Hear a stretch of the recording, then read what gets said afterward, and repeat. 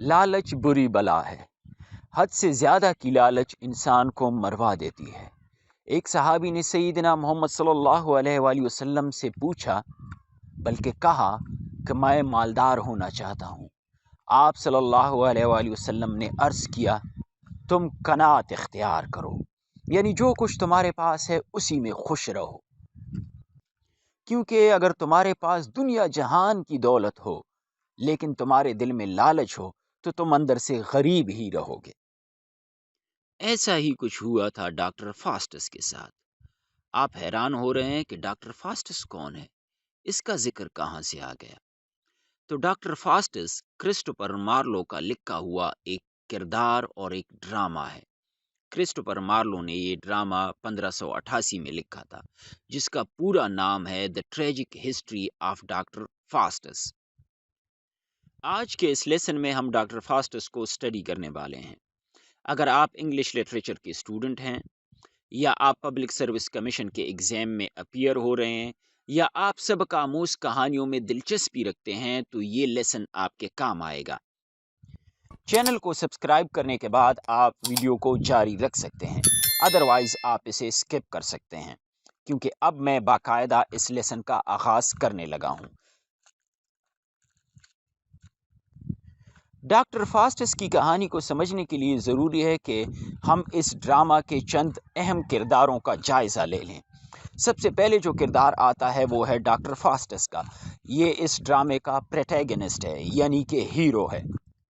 اس ڈرامے میں دوسرا اہم بنیادی کردار ہے میفسٹوفیلیس کا۔ یہ وہ شیطان ہوتا ہے جس کے ساتھ ڈاکٹر فاسٹس ایک معاہدہ کرتا ہے۔ وہ معاہدہ کیا ہوتا ہے، کس نوعیت کا ہوتا ہے، یہ اس کے بعد ہم سمری میں پڑھیں گے۔ تیسرا اہم کردار ہے لوسیفر کا۔ لوسیفر ماسٹر ہوتا ہے میفسٹوفیلیس کا، یعنی وہ جہنم کا مالک ہوتا ہے اس ڈرامے میں۔ اس کے علاوہ good angel, bad angel, Helen of Troy اور والڈز، کارنیلیس، یہ سارے اہم کریکٹر ہیں۔ اس کے علاوہ ویگنر بھی ہے جو کہ ڈاکٹر فاسٹس کا نوکر ہوتا ہے۔ کچھ مائنر کریکٹرز بھی ہیں لیکن وہ زیادہ اہم نہیں ہے، تو ہم صرف میجر کریکٹرز کو ہی ڈسکس کریں گے۔ چلیے اب اس ڈرامے کی سمری کی طرف۔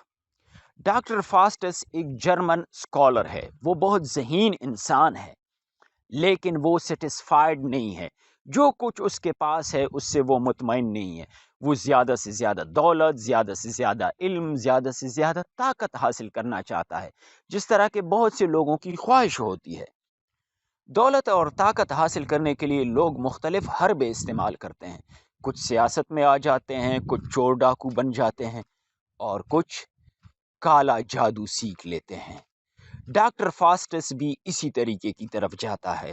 وہ اپنے دو دوستوں والڈز اور کارنیلیس سے کالا جادو سیکھتا ہے۔ کالے جادو کا علم حاصل کرنے کے بعد ڈاکٹر فاسٹس میفسٹوفیلیس یعنی لوسیفر کے نوکر کو بلاتا ہے، جس طرح کے عامل کرتے ہیں۔ ڈاکٹر فاسٹس یہاں میفسٹوفیلیس کو ایک بہت ہی خطرناک آفر دیتا ہے۔ وہ اسے کہتا ہے کہ تم جاؤ اور اپنے مالک سے کہو کہ وہ میری روح کے بدلے میں مجھے ایسی طاقت دے کہ میں جو کچھ کرنا چاہوں میں کر سکوں۔ میفسٹوفیلیس کا کردار عجیب قسم کا ہوتا ہے۔ ایک طرف وہ ڈاکٹر فاسٹس کو سمجھاتا ہے کہ یہ معاہدہ تو تمہیں جہنم میں لے جائے گا، تم ساری عمر جہنم میں سڑتے رہو گے، اور دوسری طرف اسے اکساتا بھی ہے کہ وہ یہ معاہدہ کر لے۔ میفسٹوفیلیس اپنے مالک، جہنم کے مالک لوسیفر کے پاس ڈاکٹر فاسٹس کا پیغام لے کر جاتا ہے، اور لوسیفر کہتا ہے کہ ہم اس معاہدے کو قبول کرتے ہیں۔ ڈاکٹر فاسٹس سے کہا جاتا ہے کہ اب وہ اپنے خون سے اس معاہدے پر دستخط کریں۔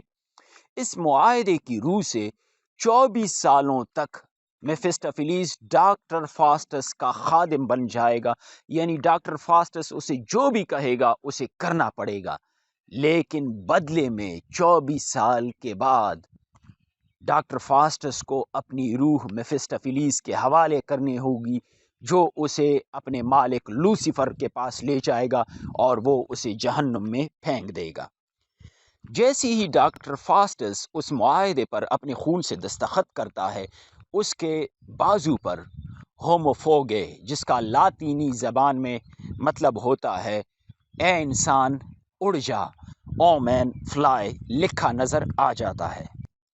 اب یہاں سے ڈاکٹر فاسٹس کی زندگی کا سب سے آخری اور سب سے خطرناک دور شروع ہوتا ہے، جو بظاہر اس کے لیے دلچسپی اور خوشی کا سامان لیے ہوئے ہوتا ہے، لیکن یہ دراصل اس کا موت کی طرف سفر ہوتا ہے۔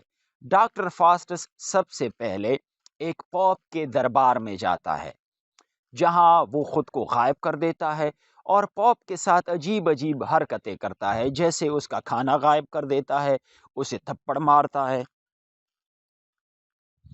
اس کے بعد ڈاکٹر فاسٹس میفسٹوفیلیس کے ساتھ روم کے مختلف درباروں کی سیاحت کرتا ہے اور اس کی شہرت پورے ملک میں پھیلتی جاتی ہے، حتیٰ کہ اسے جرمنی کا بادشاہ اپنے دربار میں دعوت دیتا ہے۔ جرمنی کا بادشاہ چارلز پنجم ڈاکٹر فاسٹس سے کہتا ہے کہ اسے 4 صدی عیسوی کے مشہور بادشاہ الیگزینڈر دی گریٹ کو دیکھنا ہے۔ ڈاکٹر فاسٹس جادو کے ذریعے الیگزینڈر دی گریٹ کو پیش کرتا ہے، جس سے جرمنی کا بادشاہ بہت خوش ہو جاتا ہے، لیکن ایک درباری کو یہ سب جھوٹ لگتا ہے۔ سزا کے طور پر ڈاکٹر فاسٹس اسے اس کے کانوں سے سینگ نکلوا لیتا ہے۔ کہتے ہیں نا کہ چھوٹے بڑوں سے اثر لیتے ہیں۔ اب چونکہ ڈاکٹر فاسٹس نے کالا علم سیکھ لیا ہوتا ہے، اس لیے اس کا نوکر ویگنر اور اس کا نوکر روبن بھی کالا علم سیکھ لیتے ہیں۔ ایک موقع تو ایسا آتا ہے کہ یہ میفسٹوفیلیس کو بلا بھی لیتے ہیں، لیکن میفسٹوفیلیس انہیں ڈرا دھمکا کر بھگا دیتا ہے اور اس کے بعد یہ دوبارہ میفسٹوفیلیس کو نہیں بلاتے۔ اسی طرح ڈاکٹر فاسٹس مختلف بچکانہ شرارتیں کرتا رہتا ہے، جیسا کہ ایک گھڑ سوار کو اور اس کے گھوڑے کو یہ گھاس میں بدل دیتا ہے۔ پھر اسے ڈیوک آف انہالٹ بلاتا ہے اپنے دربار میں، جہاں ڈاکٹر فاسٹس مختلف کرتب دکھاتا ہے اپنے جادو کے۔ وہاں وہ گھڑ سوار بھی آ جاتا ہے، لیکن ڈاکٹر فاسٹس کالے علم کے ذریعے انہیں غائب کرا دیتے ہیں۔ لیکن وقت کہاں رکتا ہے، آخر کار 24 سال ختم ہونے کو آ جاتے ہیں۔